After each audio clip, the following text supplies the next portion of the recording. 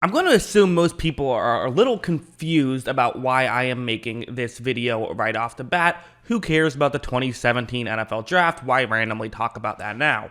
Well, I actually think it's a really interesting insight into what's going to happen in the future and kind of how you should evaluate the draft as a whole, because what I want to do is I want to look at this and see what are the draft picks that actually help you past the rookie contract. For first rounders, you get 4 years of a rookie contract, then a 5th-year option, and now the 5th-year options actually aren't as cheap as they were in 2017. So 5th-year options don't even really help you that much. But basically, I had a theory, and I wanted to test this theory. And the theory is that, are you better off drafting with the mindset of everyone I select will only be good for the next 4 or 5 years, as in will only help our team for the next 4 or 5 years, and after that point, no longer really become a positive asset in the future? Or should you go with the strategy of, let's try to build pillars of the franchise that can work for the next 10 to 20 years? What's the better mindset? So, first thing I had to do was just go through every single first rounder and evaluate how well it worked out for the team that drafted them. So that's what we're going to do right here. I've categorized each of these players into one of 4 categories. So the first one, Myles Garrett, which is still help, as in he still helps the team that drafted him. Someone like Mitchell Trubisky didn't help because, again, you could argue he helped to some degree. He did add some value on a couple of years, but I'm basically going to say, if I have to say, I guess you helped to some degree, I'm just going to put you in the didn't help category. Solomon Thomas clearly wasn't that great. And then Leonard Fournette, again, helped a little bit, but I'm going to essentially just put it in the didn't help at all category. We have Corey Davis, who is in the 3rd category here, which is at one point helped. So this is kind of basically, he helped during his rookie contract, but did not help after his rookie contract as he went to a different team. Now, the Jets could have still kept him if they wanted to, but then they would have still had to, go out and pay him money, which they didn't feel like was worth it. So that's why it's okay. It worked for your rookie contract, as in you were a positive asset then, but you no longer were a positive asset once the rookie contract ended. Jamal Adams is one of 2 weird ones we have to talk about. Him and Deshaun Watson, both I'm putting in the still help category, although for different reasons. Adams is someone who he still helps his team largely because he got traded to a different team and got a ton of draft capital back. So I don't know if that's entirely fair to put him in this category, but I'm going to put him in this category anyways. And then we have the 4th of these 4 categories. Guys like Mike Williams and Christian McCaffrey, I'm putting in the still kind of help. So they did get re-signed by their original team, so they still kind of help. But at the same time, I think it's fair to say, well, they're getting paid a lot to do it. Mike Williams, a lot of people felt like his contract was an overpay. Christian McCaffrey, just a lot of people don't feel like paying a running back in general, even if they're really good like Christian McCaffrey, actually helps you that much. And he's been banged up these past couple of years. So it's kind of one of those scenarios where it's like, I don't really know if I can definitively say you're still helping or not still helping anymore, given the contracts that you're getting. So that's why I created a 4th category. Next, 8, John Ross, did not really help much. Patrick Mahomes, Marshawn Lattimore, and Deshaun Watson, I all put in the still help category. Again, the quarterbacks, if you hit a good quarterback, that's going to work out. Watson, again, there was weird stuff going on with that whole situation, but I'm still putting in the still help category because he got traded for a lot, and, if he never requested a trade, he would have certainly been, stayed on the Texans and been a positive asset, even with a big contract. Hassan Reddick is an interesting one because he was a positive asset even during his first 4 years, just not with the team that drafted him, so he was used wrong. So again, that's kind of where things get a little bit weird, but he didn't help the team that drafted him, so I'm putting it there. Derek Barnett kind of helped, and still kind of helps, is what I would say. Definitely helped during his rookie deal. Malik Hooker is someone who, was a positive asset during his rookie deal. And then Marlon Humphrey is someone who I put in the still help category. The next 8, Jonathan Allen, definitely still helps. Adoree Jackson is someone who worked during his, when he was on the roster of the team that drafted him. O.J. Howard, again, saw some flashes, but as a whole, I'm putting that in the didn't help category. Garrett Bowles got paid, so that's a still help.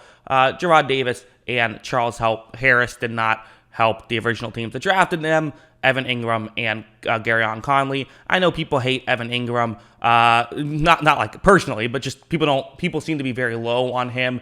I get it. He's an imperfect player, but he was a valuable asset to the Giants during his rookie deal. Maybe not a great valuable asset, but he had some value there. Finally, last 8, Jabril Peppers is the definition of a guy who was really good for his rookie contract, even got traded to the Giants and was good for them when he was on his rookie contract. So at one point he certainly helped, but at this point only got signed for $5 million, not considered a huge asset once the rookie contract ended. Takkarist McKinney at one point helped. Tre'Davious White still helps. Taco Charlton did not help.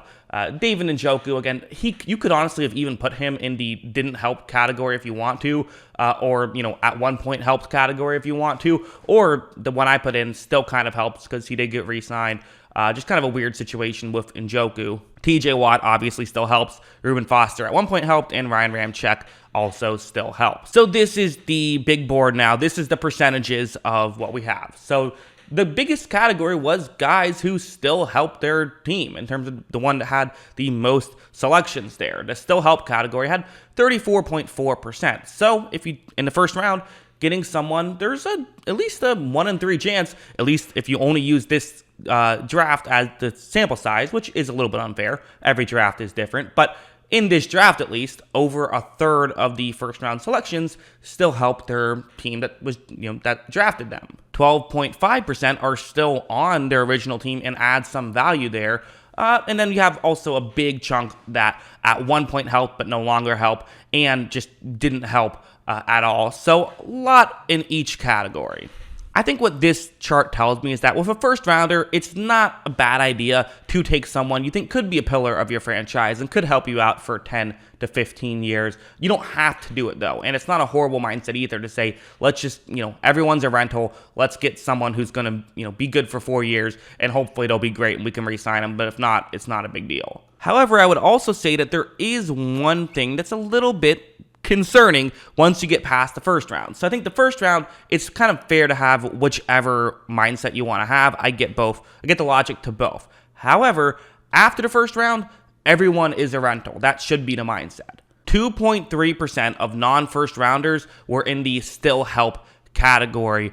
These are among players who were drafted. Just 7 of the 221 that I counted were guys who I put in the still help category. 2 of them were running backs, which I maybe even shouldn't have put in there, so it might actually be lower, like, Dalvin Cook and Aaron Jones I both put in the still help category, but then I didn't put Christian McCaffrey in it, so kind of a little inconsistency in my own research there, so just letting you guys know about that.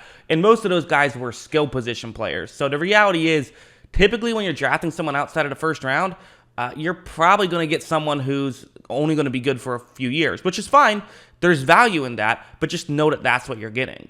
And finally, I wanted to go back and talk about the first rounders that were in the still help category and talk about how much money that they're making, because I think when you see this, you can start to realize, oh, this actually isn't as good as you might think. And what you see is, so at the top of the list, Myles Garrett, $25 million a year, and then no means would I give someone that deal. If you've been following this channel, I'm not a huge fan of paying offensive linemen or defensive linemen those big money deals. I just am not comfortable with doing that. I think they're getting paid too much. I would just much rather spend that money in other places on, specifically on the outside, such as wide receivers and cornerbacks and things like that. So Myles Garrett, $25 million, I don't love that contract. Jamal Adams, $18 million.